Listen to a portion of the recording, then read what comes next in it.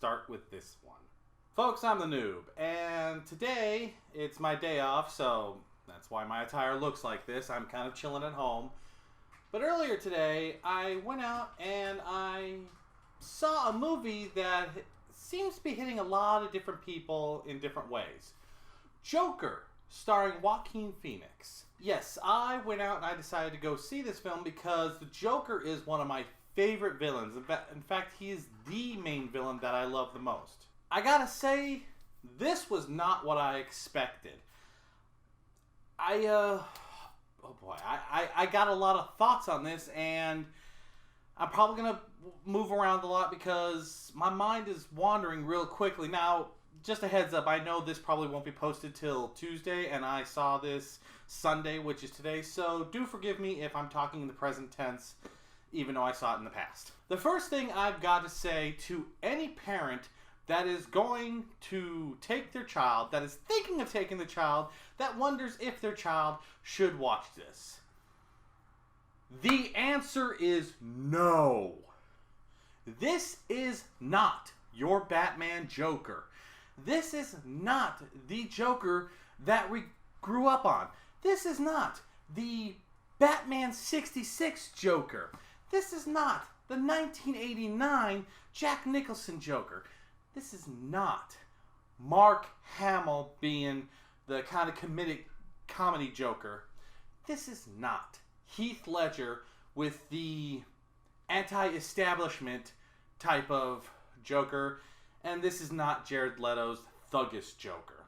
This Joker is probably the most realistic version of a Joker that could happen in the world of today. Now, understand something. I am saying this straight out. This is not Batman equivalent to Joker. There are references to the Batman story. Gotham, the Wayne family. At the very end, something happens to Bruce Wayne that is very iconic to the Batman story. Other than that, there is nothing. There's nothing told in this movie that can relate it to the comics. You're not going to find the ha-ha equivalent of Joker from the comics or the animated series. You are not going to see big statues with neon lights from the 1980s and the Schumacher Batmans. This is a very realistic story of a man who already has problems breaking down even further because society does not help him and throws him basically to the world. I'm going to try my best not to give away spoilers. This is a film that I think everyone should see at least once in their life. The thing I find most interesting about this version of the Joker is by the end of this movie, I completely understood why he went down this road. And I know it's going to sound a little weird, I actually sympathized with him at the end. Most Jokers I find hilarious, I love as a villain, but by the end of this film, I actually felt he was a victim. He was the victim of the story more than anything. He was not a villain, and the things that happen in the film drive him to become this thing. One of the things I found most interesting about this film was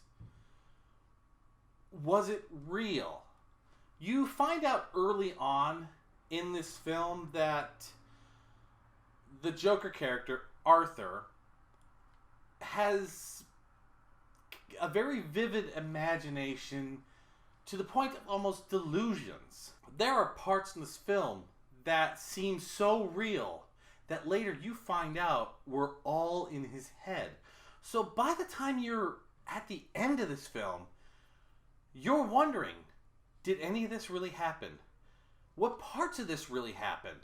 How much of this story was a psychotic dream that he had in his head. Now, I personally have admitted straight out that Joaquin Phoenix is not one of my favorite actors. I know he does good in roles, but most of the roles I've seen him in bore me or have not lived up to what were shown in trailers. One example that pops up into my head was that last movie that he did a year or two ago called You Were Never Really There.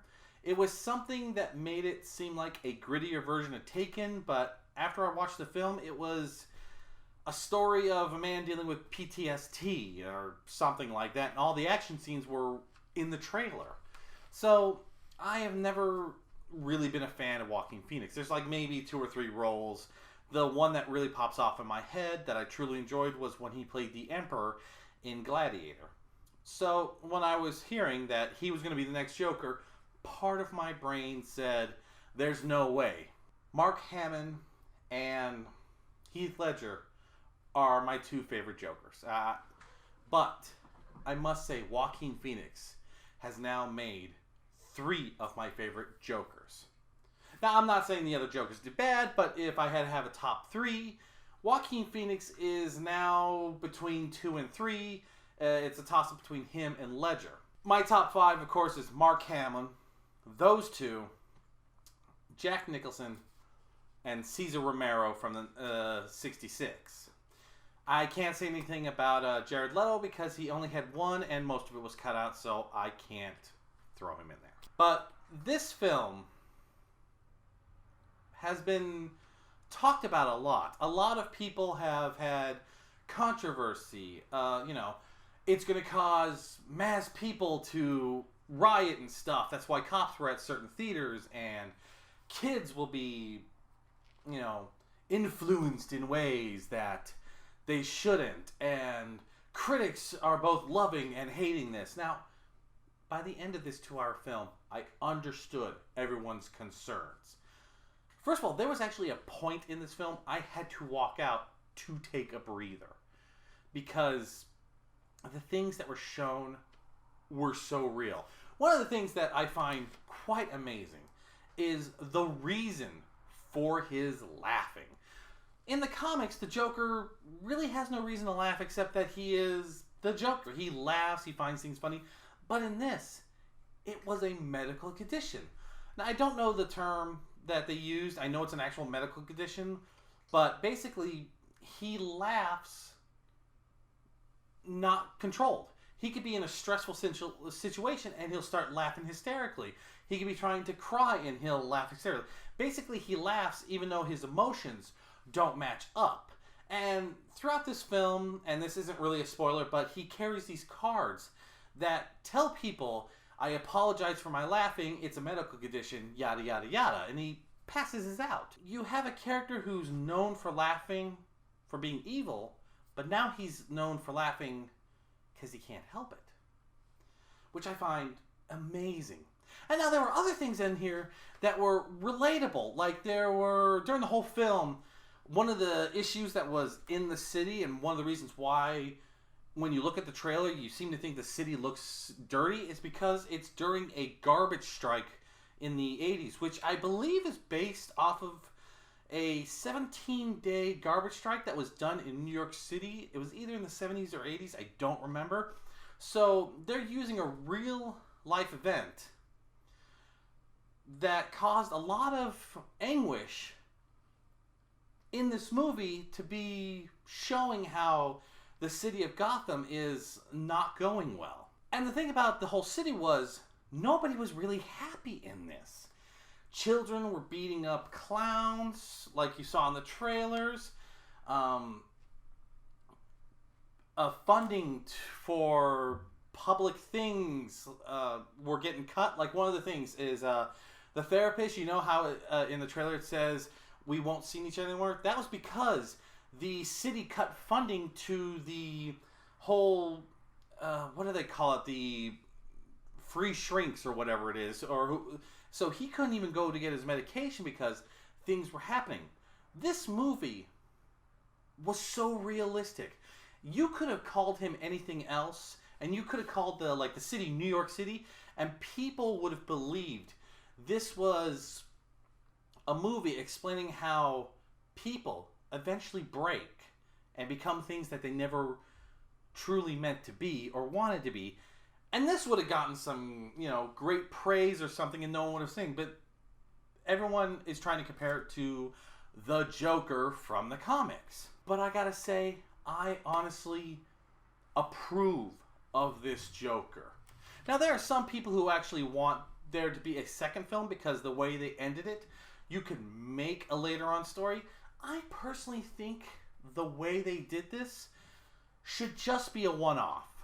Let this be one of the many multiple choices in the Joker's origin stories. Now, if you don't understand what I mean is, there was a comic, and I don't remember the number or the title, so forgive me, but where the Joker on the cover says, if I'm going to have an origin story, I'm going to want it to be multiple choice. See, remember back in the Dark Knight movies where Heath Ledger played Joker? Remember how he kept changing his origin story from his dad taking a knife to him, or when he slit his lip with the razor blade to make his wife happy?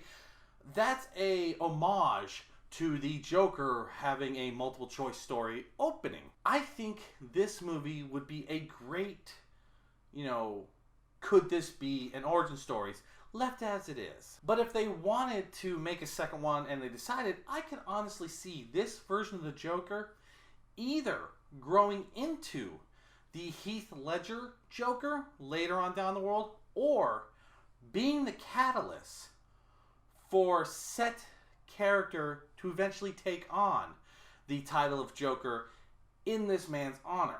Would that be a very good movie? I'm not 100% sure.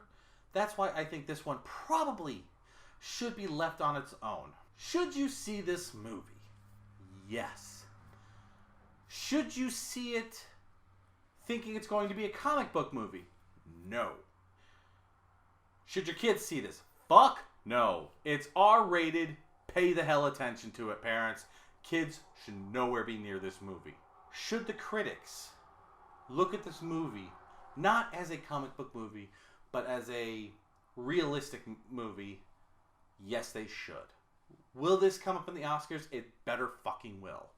Because if it doesn't, that means Hollywood is playing it safe and they can go kiss my ass. I now have to go edit this, and like I said, I just finished watching this film and it's still fresh in my mind, and I'm still going over parts of it in my head. That is how much this movie has influenced me.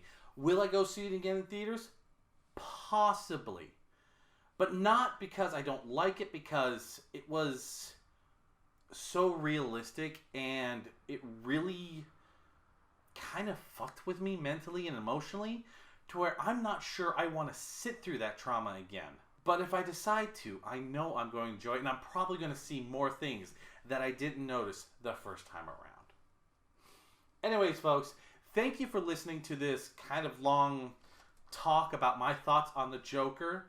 Have you seen the Joker film? What did you think of it? Did you like Joaquin Phoenix playing the Joker? Did you think that his laugh was probably one of the most creepy things you ever heard? I know I did. Let me know in the comments below. Anyways, folks, thank you for listening to me, and I'll catch you later. See ya!